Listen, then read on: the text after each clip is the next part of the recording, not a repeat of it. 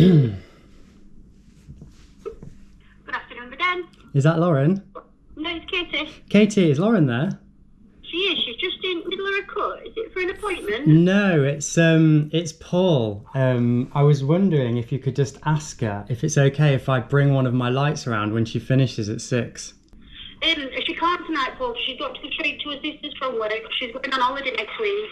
Okay. Can I do it tomorrow? Or I'll just text her actually. Oh, yeah. All right, then. No worries. Yeah, I'll let her know. Thanks, Katie. All Cheers. right, see you later. Take care. Bye. Bye-bye. Bye.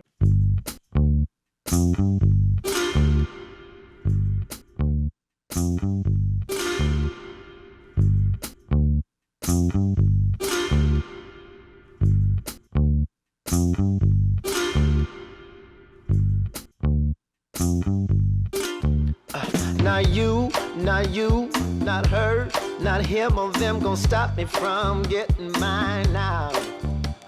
Not you, not her, not him or them gon' silence my rising inner child.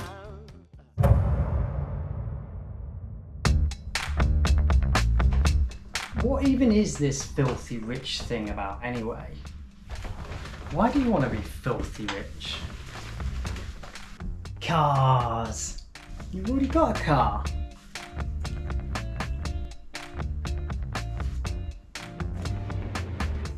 Big house. What do you want a big house for? Mates, innit? What does mates in it mean? Invite me mates round. You can't even get any mates into this house, let alone a bigger one. Harry and John came round. Okay, they visited, but very briefly. Alright, what about Ian and Judith? They were couch surfers. Alright then, women. Women. You do know it's different when you pay for women. It's not the same. Sorry. That's ridiculous. So you can come up with cars, big house, and women. Is that the best you can come up with? What about charity? Now that is a great idea. We want more of that, less of the other stuff. Okay, that's really, really good. Well done. Now let's sort that cabbage out.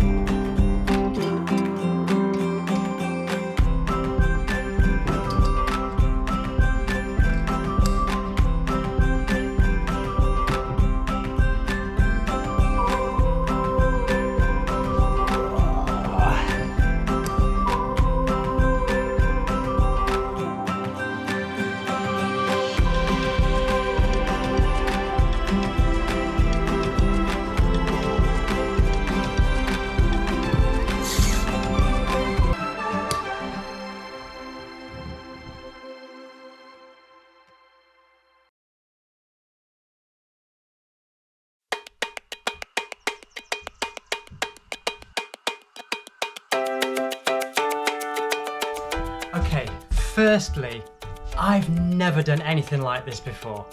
I mean, I've seen businesses do it over and over, and I've replayed it in my mind again and again and again, how I would launch a business, what the different components are. But there's a very, very big difference between doing something theoretically and actually doing it in person. And I'm realizing right now that it's completely different when you actually walk the steps that it takes to launch a business. It's one of the most exciting and the most terrifying experiences because you put all of your energy into one particular thing working, so a lot rests on that, and you have to have it succeed. You can't like half go in and half stay out. I mean, I've done that for years. I've been in the business, but I've never actually had my own business. I've just been in a theoretical floating world in this place where you're not really getting results, but I've been absorbing stuff along the way. So over the last few months, I've really had to knuckle down. And this is where I'm at. I am not one to give advice. And I'll tell you why. I have no idea if this is going to work or not. So if you listen to me and you do what I say, you might end up in a ditch. What did he say? The world is changing a lot at the moment. There are going to be lots of businesses that need to start up, which is why I really want to document this so that people can see what it's actually like on the ground to start a business. It does take a lot of effort and momentum.